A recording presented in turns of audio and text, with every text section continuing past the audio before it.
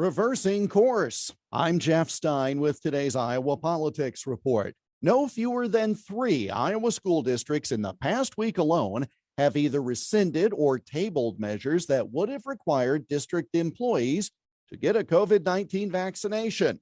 The most recent was Cedar Rapids. Just this past Monday night, the board had a proposal on their agenda to approve a jab or be tested rule, but it was pulled off the table at the last minute.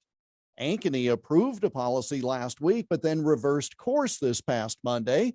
Pella also overturned its employee COVID vax mandate. Now, they all said they were simply following Biden administration guidance that any entity with more than 100 employees needed to have such a requirement in place, as set forth in federal OSHA rules. Now, never mind that such a policy had been challenged in court, including that rather odd set of oral arguments on emergency appeal to the U.S. Supreme Court last Friday.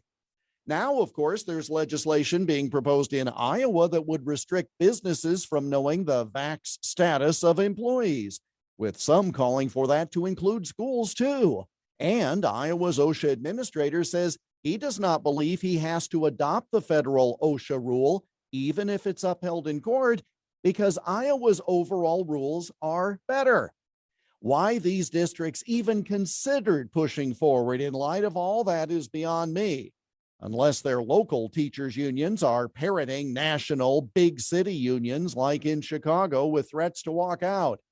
It's frankly part of a mindset that has dominated action during this pandemic, of one-size-fits-all policy regardless of science or pandemic progression. Or regression, for that matter. Since the law on the topic is unsettled, the schools were just asking for lawsuits to be filed if they went ahead, so it is the prudent course to wait.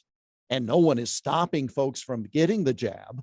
So again, if the vaccines are so darn good, why force adults who don't want to get a shot to have to take action that is against their religious or medical interests? There's an answer to that, of course, but it's far broader than public health. And that's the Iowa Politics Report for Wednesday, January 12.